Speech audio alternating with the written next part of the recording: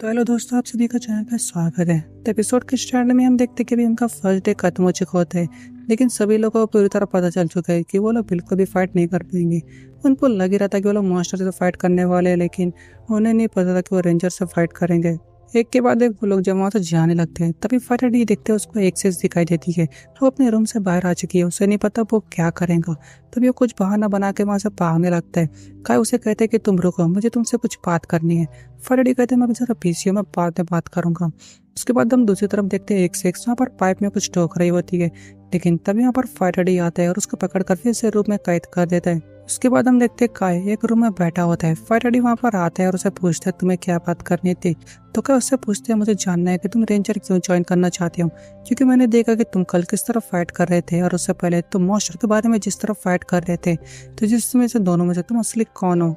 उसके बाद हम देखते हैं जब उनका फर्स्ट डे खत्म होने वाला होता है, वहाँ पर जब फाइटर डी जैसे ही तोकिता पर अटैक करने वाला होता है, उनका फर्स्ट डे खत्म हो जाता है। तभी काय कहता है कि तुम जरा तोकिता के पीछे देखो।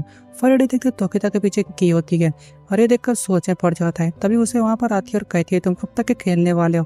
तो तोकिता वहाँ पर उसे के साथ जाने लगता है। फाइटर डी लेकिन सोचने लगता है कि अगर कभी वाकई में एक ही की है तो इसका मतलब मुझे और काय के बीच में फाइट करनी पड़ेगी, क्योंकि हम दोनों से बीच में एक ही किसी की ले सकते हैं। अगर इसका मतलब ये है तो लगता है मुझे भी काय का ड्रीम कहीं पर खत्म करना पड़ेगा। उसके बाद अभी हम हिबिकी के रूम में देखते हैं, वहाँ पर वो ब्लू रेंजर मेंटेनेंस करने के लिए आता है, लेकिन वो देखते हैं वहाँ पर कुछ ज्यादा ही बड़ा होल होता है।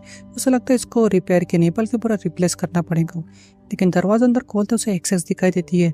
एक्सेस तभी उस पर अटैक कर देती है, लेकिन उसका अटैक काम नहीं करता है और वो ब्लू रेंजर उस पर अटैक कर देता है और वो भी देखते हैं कि कोई और नहीं बल्कि एक मॉन्स्टर है। एक्सेस भागने लगती है, लेकिन उसे भी वहाँ पर लगता है कि वो खत्म होने वाली है। लेकिन तभी वो ब्लू रेंजर उसके पास आता है और कहता है तुम फिक्र मत करो, मैं तुम्हें यहाँ से जाने दूंगा। एक्सेस कहता है कि जरूर, कि कोई ट्रैप है, तुम मुझसे मजाक कर रहे हो है ना। लेकिन ब्लू रेंजर कहता है कि नहीं, क्योंकि मुझे भी फाइटिंग बिल्कुल पसंद नहीं है, इसलिए मैंने मेंटेनेंस का जॉब लिया हूँ। दूसरी तरफ हम देखते हैं वहाँ पर काय को भी फाइटर डी समझा रहा होता है कि 13 साल पहले मेरे मामा डैड को एक गॉड जैसे दिखने वाले मॉन्स्टर ने खत्म कर दिया था। तो काय उससे पूछता है कि वो कौन थे, कैसे दिखते थे। तो फाइटर डी कहता है वो एकदम फास्ट में हुआ था, मुझे नहीं पता, लेकिन मुझे लगता है वो जरूर एक बॉस होगा। तो काय भी कहते हैं कि हाँ बिल्कुल, मुझे भी उनसे मेरा बदला लेना है, क्योंकि उसमें से एक मॉन्स्टर ने मेरे भाई को मारा है। सबकी बॉस जो थे वाकई में डस्टर मॉन्स्टर से काफी अलग और काफी ताकतवर है। मैं काफी बदल गया हूँ। फाइटर डी भी सोच रहे होते तो अच्छा, इसका मतलब ये इसलिए इतना रेकलेस फाइट कर रहा था क्योंकि उसे रेवेंज लेना है। और मैं समझ सकता हूँ क्योंकि मुझे भी रेंजर से रेवेंज लेना है। फाइटर को फिर भी यहाँ पर आना है क्योंकि उसे आगे बढ़ना है।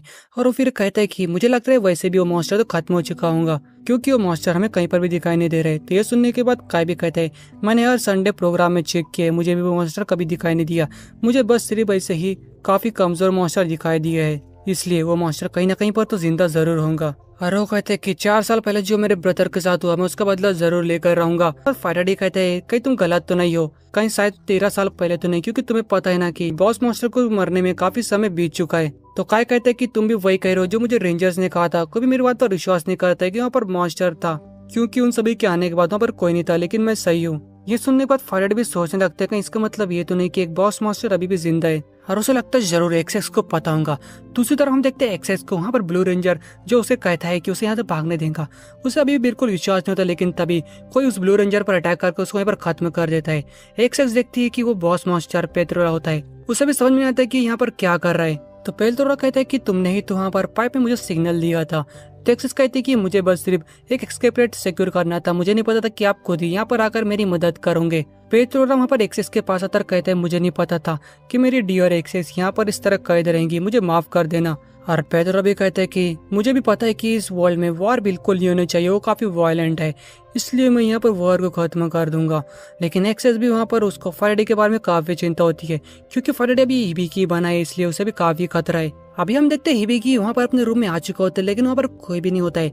हर बार बैठकर सोच रहा होता है कि क्या काय ने कहा था, और वो सोचता है कि वाकई में काफी मजा आएगा जब उसे पता चलेंगे कि मैंने उसे बिट्रे किया।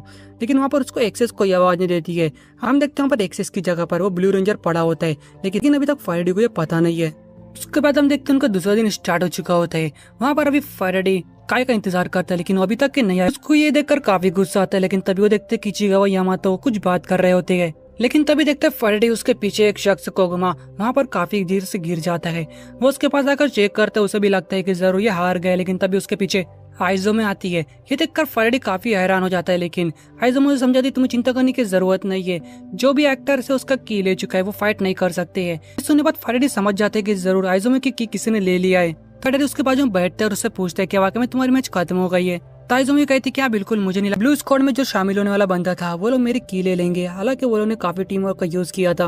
हालांकि हम लोग हर साल देखते हैं कि काफी कम लोग जीतते हैं, लेकिन मुझे लगता है इस बार वाकई में सभी लोग जीतने वाले हैं। तो फैराडे भी कहते अगर कभी तुम बात ही करने वाले हो तो मुझे तुमसे कुछ सवाल पूछना है।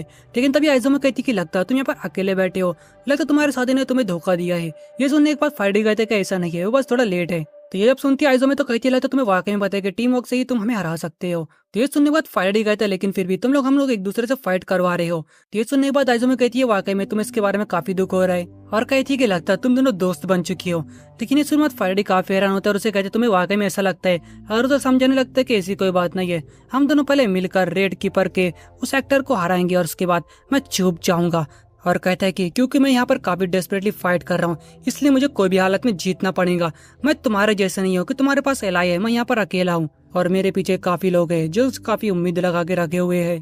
तो ये सुनने के बाद आइजोमे कहती है अगर ऐसी बात है क्यों ना मैं तुम्हारी मदद करूँ। उसे कहती है कि मैं उस डायरेक्शन में तोकिता को देखी और साथ में तुम्हारा दोस्त भी है। अभी हम देखते दूसरी तरफ वहाँ पर तोकिता और अकाई फाइट कर रहे होते हैं। वहाँ पर फैराडे भी आता है और उसे समझाता है तुम अकेले हो, तुम उनसे फाइट नहीं कर सकते हो। लेकिन काय उसकी बात नहीं सुनता है। तभी हम देखते हैं कि वहाँ पर दूसरे बंदे लोग भी आते हैं और वो लोग वहाँ पर तोकिता से फाइट करने लगते हैं। इस मौके का फायदा उठाकर काय उसकी केक को निकाल लेता है। फैराडे भी देखता है कि यहाँ पर 5 लोग खड़े होते हैं अलग अलग टीम से। वो काय से पूछते हैं कि यहाँ पर क्या हो रहा है। तो काय उसे कहते हैं तुम देख सकते हो हम दोनों की दोस्ती यहाँ पे खत्म हुई और मैं इनके साथ टीम करके फाइट करूंगा। फैराडे को सुनने के बाद गुस्सा आता है, लेकिन तभी तोकिता कहते तुम वाकई हमें भी काफी बेवकूफ हो। तुम्हें पता है ना कि हम लोग कभी भी मॉन्स्टर से हार नहीं सकते। जिस दिन हम हारेंगे उस दिन ह्यूमैनिटी डिस्ट्रॉय हो जाएंगी, और इसलिए हम लोग सबसे स्ट्रॉन्गेस्ट रेंजर को ही हमेशा बैटल फील्ड में भेजते गए। इसलिए शोडाउन में सिर्फ 5 ही रेंजर होते गए। ये देखकर फैराडे को समझ में आता है कि यहाँ पर वो सिर्फ एक शिकार है। उसके बाद अभी हम देखते हैं फैराडे कुछ बंदों के साथ एक गाड़ी में बैठा होता है। वहाँ पर उन सभी को भी उनके पार्टनर ने धोखा दिया है। फैराडे भी सोच रहा होता है कि अगर कभी मैं काय तुम्हें धोखा देता तो चल जाता, लेकिन तुमने मुझे धोखा दिया, इसका मतलब तुम गिल्टी हो। तभी वो सबे कहती है क्यों ना हम लोग भी वही काम करें जैसे वो लोगों ने कहा है, हम लोग भी उनके हाथ से वो की को ले लेंगे। तो ये सुनकर फैराडे भी कहते हैं काफी इंटरेस्टिंग है। वो लोग भी बाहर निकलते वहाँ पर कोगोमो लेटा है। तो वहाँ पर फैराडे अगर कहता है कि अभी भी हार नहीं मानेंगे, हम लोग अभी भी जीत सकते हैं, लेकिन कोगोमो कहता है कि हम लोग फिर भी नहीं जीत पाएंगे, जो हम लोगों से काफी ताकतवर है।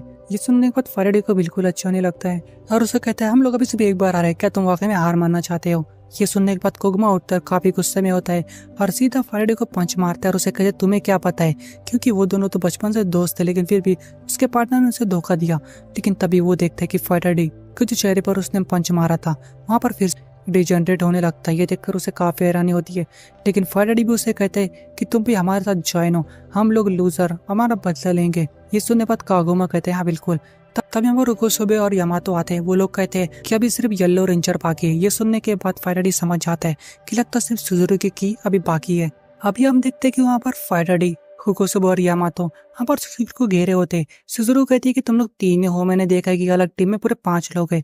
तो फैराडे कहते हैं क्या 3 से हम लोग काम नहीं कर सकते। सुजुकी कहती है कि हाँ बिल्कुल कर सकते हैं जब तक कि तुम हो।